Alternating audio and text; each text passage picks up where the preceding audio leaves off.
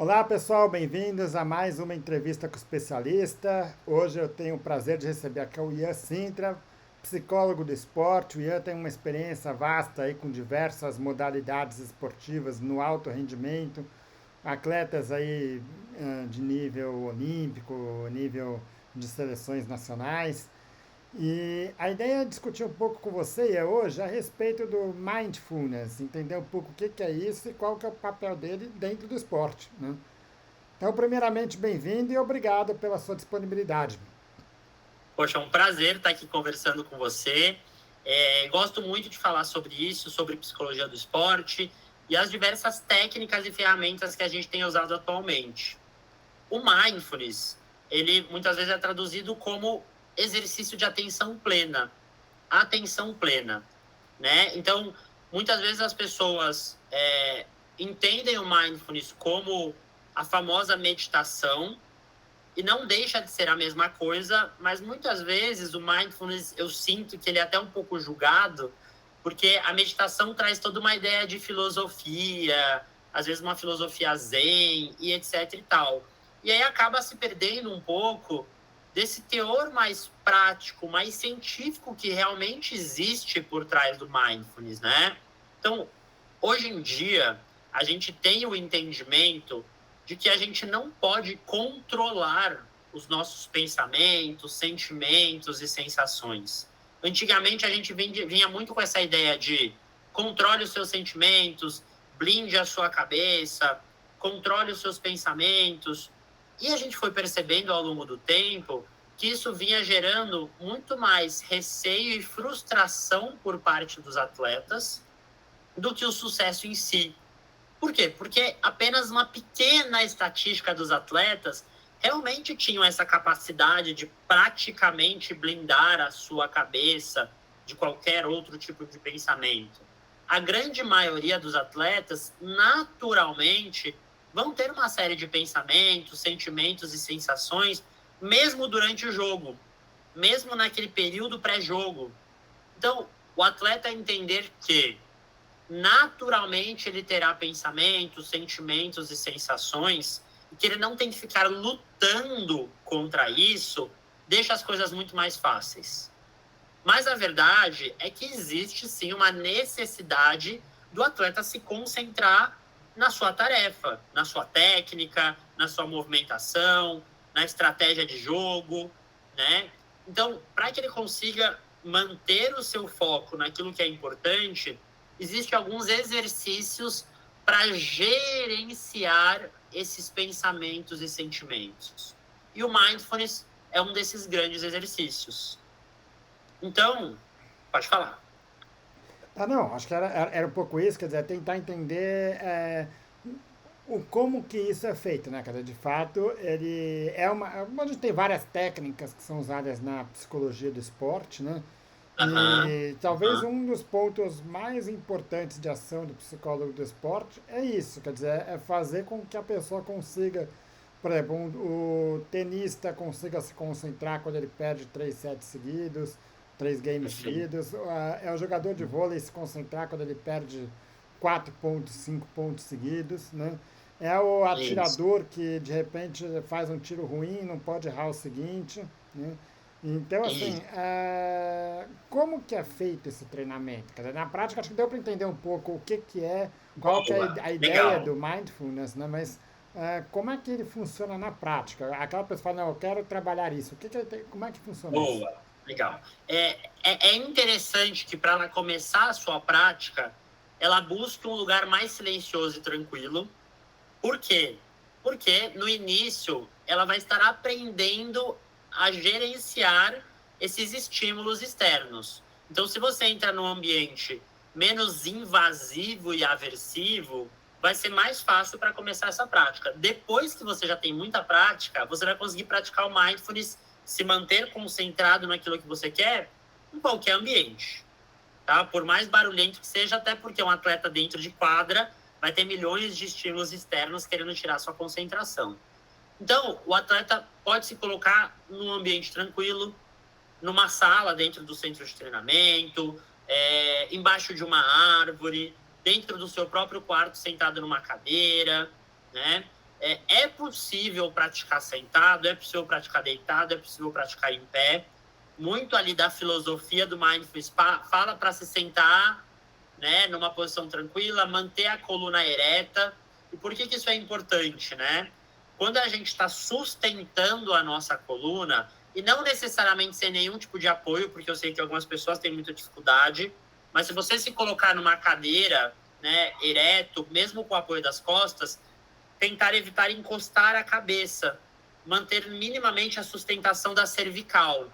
Por que isso é importante? Porque não é um exercício de relaxamento.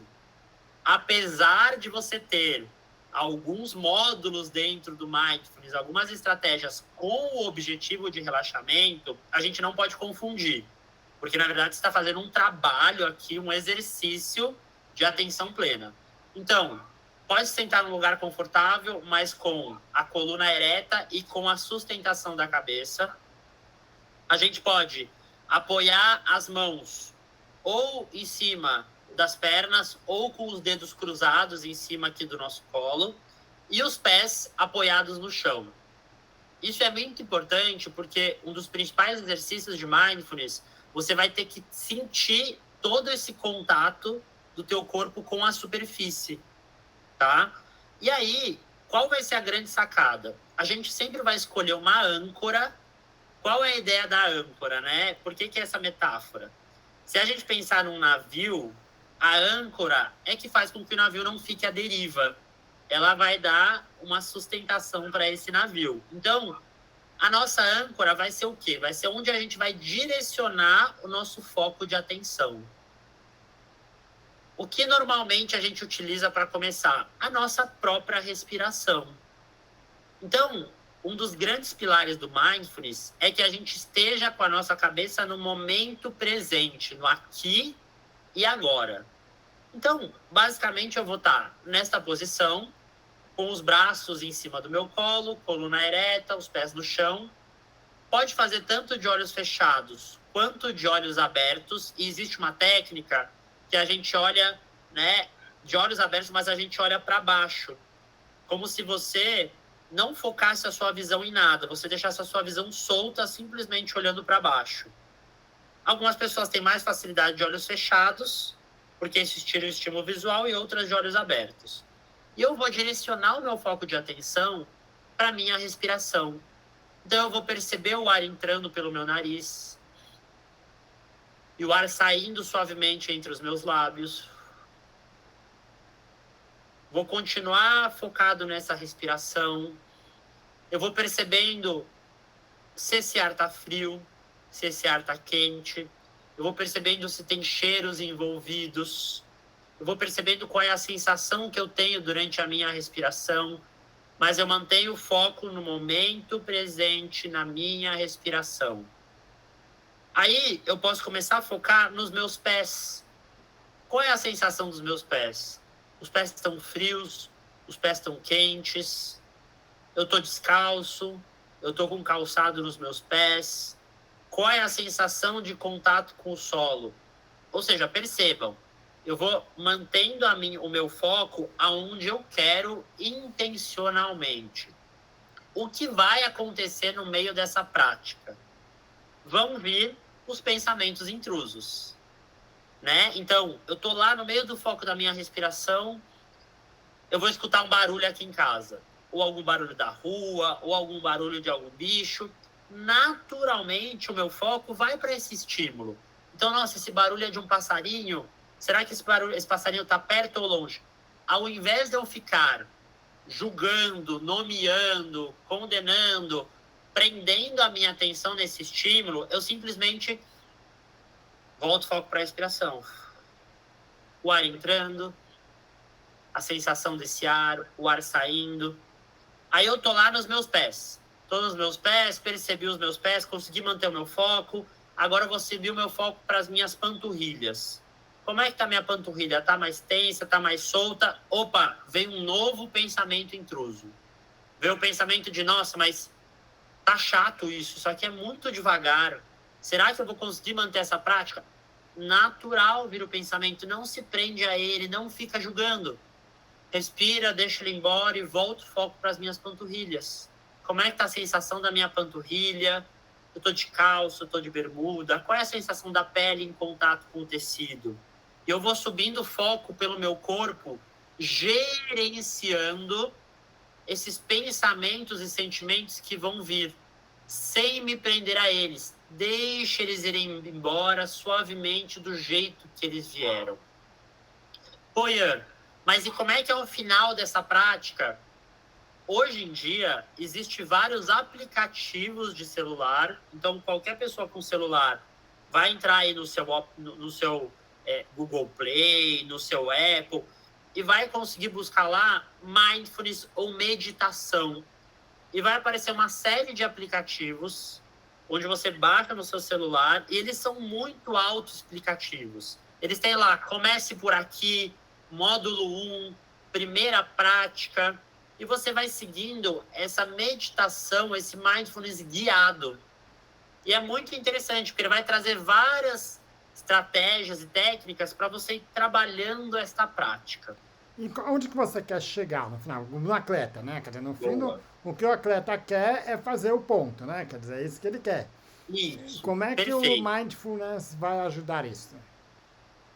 Este exercício que a gente está fazendo de gerenciar pensamentos e sentimentos, ele, no fundo, é a prática mais importante para a manutenção da nossa concentração.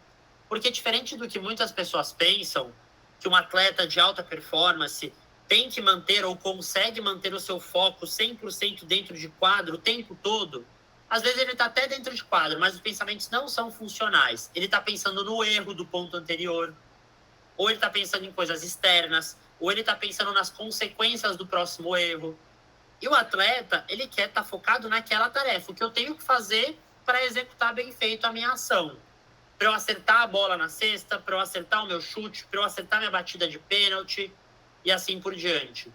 Nestes momentos de pressão ou de ações e consequências dentro do jogo, vão vir naturalmente esses pensamentos e sentimentos, como na sua prática do mindfulness.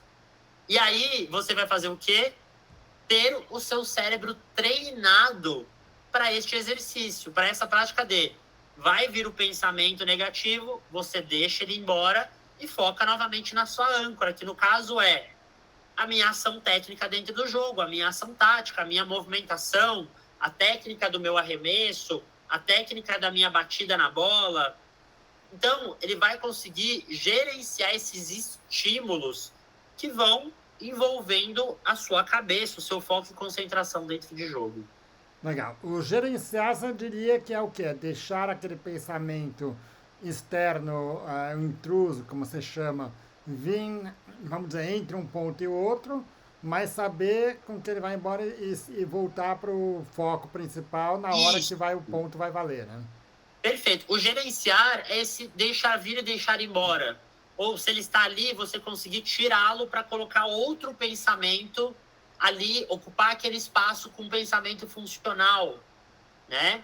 Então, só do atleta ter o entendimento que, primeiro, esses pensamentos e sentimentos que vêm e voltam são naturais, já é muito importante, porque senão ele se prende no quê? Eu não consigo não pensar em coisas ruins. Eu não consigo manter o meu foco o tempo todo. Ficam vindo pensamentos e vai virando uma bola de neve. E se ele entende que isso é natural, ele fala, tá bom, veio, mas ele vai embora, tá tudo bem. E você tem que saber fazer ele embora na hora que ele precisa ir embora, né? Exato. E aí, então, o atleta praticar o mindfulness diariamente, ele sabe que ele tem essa capacidade, ele percebe a evolução dele. No começo, nas primeiras práticas, ele fala, nossa, durante uma prática de 10 minutos, eu perdi o foco ali da meditação guiada 20 vezes. Eu estou praticando há uma semana, eu consigo manter o foco ali em todas as orientações que estão me dando. Foque nos seus pés, nas pernas, braços, foque na respiração. Pense no número 1, 2, 3, 4. Ele percebe que ele consegue manter a concentração dele naquilo que ele quer por mais tempo e perder o foco menos vezes. Ou, quando o pensamento intruso vem, o pensamento externo, ele consegue rapidamente deixar embora e voltar o foco para a tarefa. Isso dá confiança. Chega na hora do jogo, ele se prendeu ao erro, ele usa um diálogo interno, né? Que é falar com ele mesmo. Ele vem e fala, tudo bem, foco na próxima bola, já foi. E ele consegue se focar. Ele faz isso diariamente no treino de mindfulness. Ótimo. Para quem tem aí 40 anos ou mais, um pouquinho, acho que uma das atletas mais clássicas que todo mundo se lembrava, assim, como um gesto, né? Era da Hortência jogando basquete na hora de fazer um arremesso, né? Uma bola parada. Que parava, respirava fundo, se concentrava e aí fazia o arremesso. Seria um Isso. estilo de mindfulness, ou seja, sair daquele pensamento externo e falar, bom, agora foca no arremesso. Perfeito. Eu tenho certeza que em vários momentos a Hortência pegou a bola para arremessar e teve algum tipo de pensamento. Não posso errar, final do jogo, bola decisiva, e agora? Ai meu Deus! Ou sentiu um frio na barriga de ansiedade, mas ela tinha recursos para lidar com isso. Então chegava na hora, ela fazia uma respiração profunda, pensava na empunhadura ou aonde ela ia acertar a bola na tabela ou na cesta, conseguia direcionar o seu foco de atenção e deixar esses pensamentos irem embora. Ela funilava o foco dela para a ação prática. Isso é, de certa forma, um exemplo de mindfulness. Gerenciou os pensamentos para direcionar o foco de atenção para o que era importante naquele momento. Ótimo. Agora, vamos pegar modalidades específicas, né? Porque, obviamente, que quando se fala em psicologia esportiva, você não vai agir da mesma forma no xadrez e no boxe, né? Uhum. Ah, então, assim, você tem alguns esportes em que ah, você precisa dessa concentração e desse foco, e esse foco ele não pode ser perdido, né? Eu vou te dar um exemplo, que seria os esportes de tiro, seja o tiro esportivo ou tiro com arco, né? Uhum. Você tem um Uhum. número X de tiros para fazer e, na verdade, vai contar quanto o conjunto daqueles tiros. Todo mundo acerta o ponto máximo. A questão é quem erra menos, né? Acho que isso é o que faz a Uhum. diferença no esporte. Sim. Quem faz menos erro, né? E Uhum. aí, de fato, ele precisa ter aquela concentração e é por um tempo um pouco mais prolongado, né?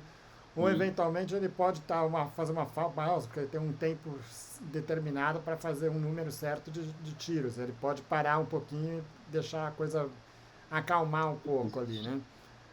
Isso. Nesses casos, você tem assim, para falar, olha, a pessoa que já está mais habituada a esse tipo de treinamento vai conseguir manter mais tempo com esse foco. Como é que funciona isso? Isso. A questão das modalidades, realmente você tem, por exemplo, o futebol, onde naturalmente o jogador, por mais que ele tenha que estar com foco dentro de campo, na sua movimentação, muitas vezes a bola está muito longe dele. E ele vai estar atento a vários estímulos, mas talvez às vezes ele tem mais tempo de recuperar a concentração, né? Às vezes o próprio estímulo ali dentro de campo, dentro de quadra, puxa a atenção dele e faz com que o tempo todo ele tenha estímulos que coloquem a direção do foco de atenção dele para aquilo que precisa.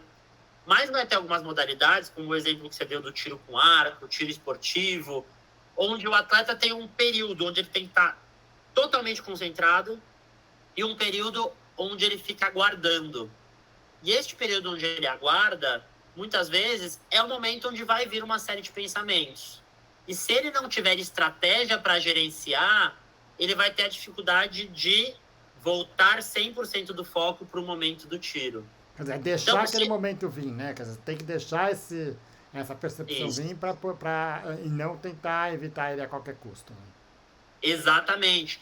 Muito provavelmente estes atletas, a própria prática deles é um baita exercício de mindfulness, né? Por si só, o atleta tá lá, entre aspas, não vou falar desfocado, mas ele tá não no momento da sua tarefa, né? No momento da execução prática do seu tiro. Então, a cabeça dele pode viajar para vários lugares naquele momento. E aí ele conseguir chegar na hora de acertar o seu alvo e ter que afunilar totalmente o seu foco para aquele momento, ele vai desenvolvendo essa capacidade do mindfulness, de estar com a mentalidade no momento presente, no aqui e agora. Eu lembro de eu assistindo a disputa, né, do Brasil agora, do Marquinhos no tiro com arco, e eu percebi claramente, assim, um adversário de um dos quais ele venceu, tinha sempre uma dificuldade da última flecha, que era, o Marcos acertava, ele acertava. O Marcos acertava, ele acertava. O Marcos acertou de novo, ele tinha que acertar a última flecha. Senão, ele perdia a disputa. E essa atleta estava com muita dificuldade na última flecha. muito provavelmente porque ele não estava conseguindo focar somente na execução do seu tiro e vinha o pensamento de não posso errar, esta é uma flecha decisiva. Então, talvez esse seja um atleta que tenha que trabalhar melhor este gerenciamento para conseguir, entre aspas, isolar o seu foco neste momento, né? Então, é bem interessante a gente perceber realmente essa diferença das modalidades, né?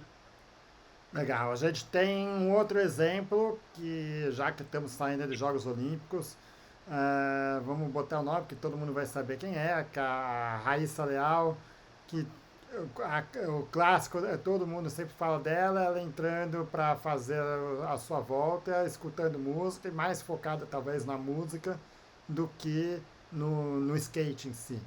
Seria Isso. alguma coisa parecida com isso também, né? Quer dizer, do tipo, fala, vamos pensar na música para depois parar a música e voltar o foco pro skate. Quer dizer, não manter o Isso. foco no skate o tempo todo.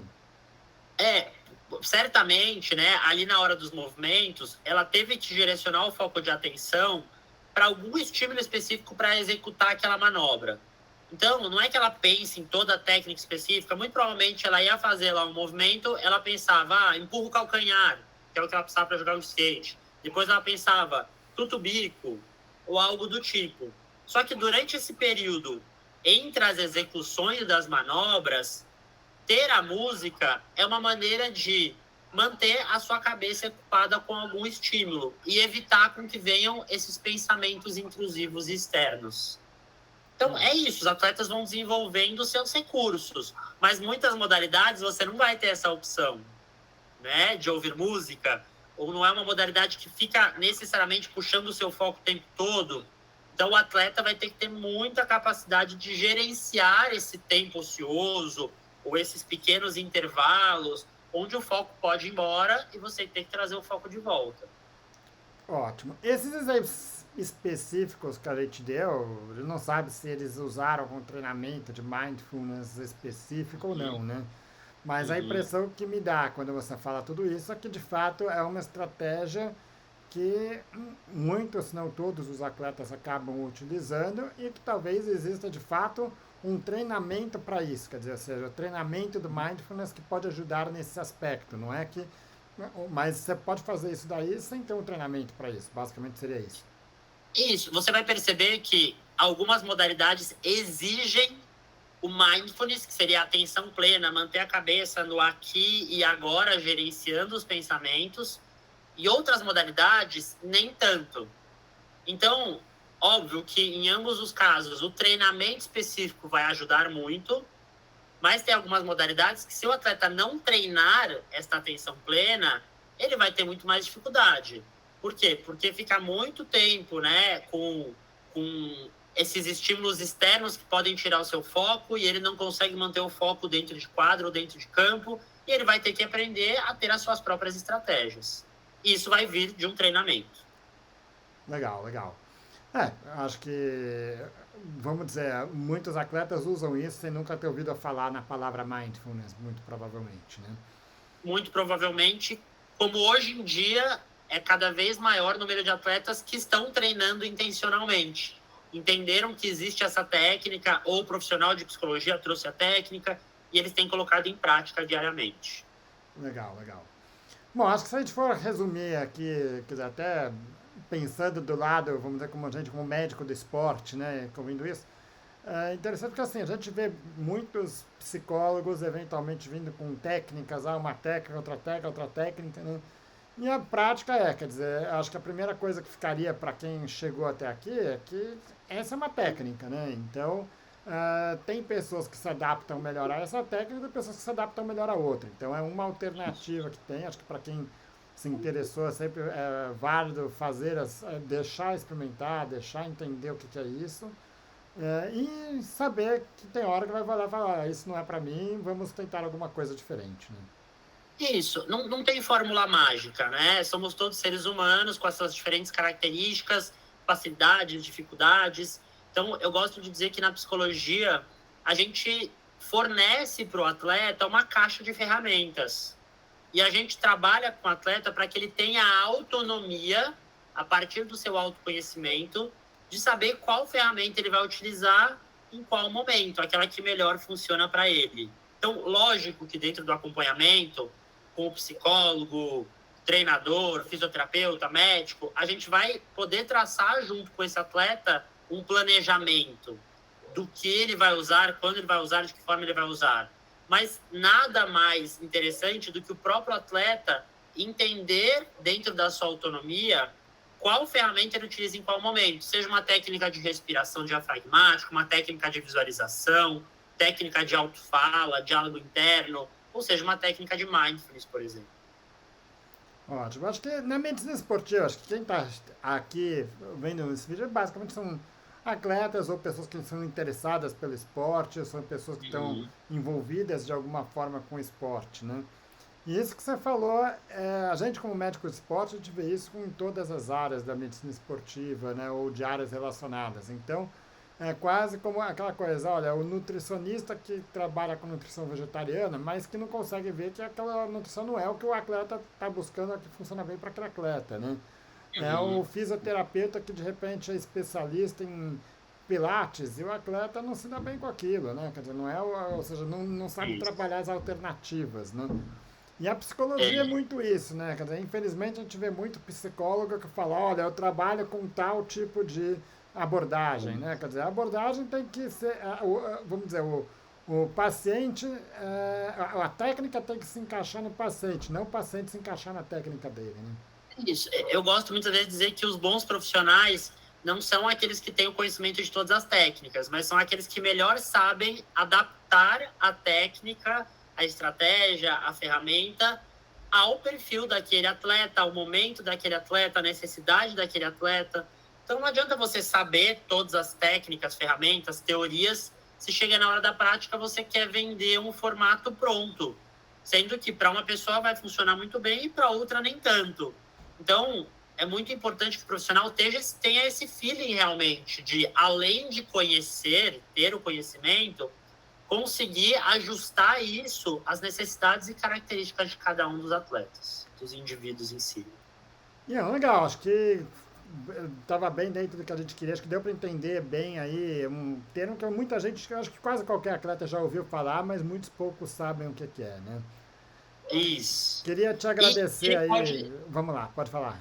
Não, é só para terminar assim, e ele pode muito bem pegar, baixar um aplicativo que tem vários módulos gratuitos aí e colocar em prática para perceber como se sente dentro dessa experiência, tá bom? Legal, legal. E lembrar que atualmente os psicólogos estão facilmente disponíveis, né? Quer dizer, que basicamente você tem o atleta que muitas vezes não tem tempo, que não quer se expor, né? Facilmente. Bom, ele tem como acessar esses até online, para entender um pouco melhor aí, acho que tem muita gente disponível para isso, de ótima qualidade aí, né? Perfeito, perfeito. É isso. Muito obrigado. Obrigado mais uma vez e agradeço aí a disponibilidade. Valeu. Tchau, tchau.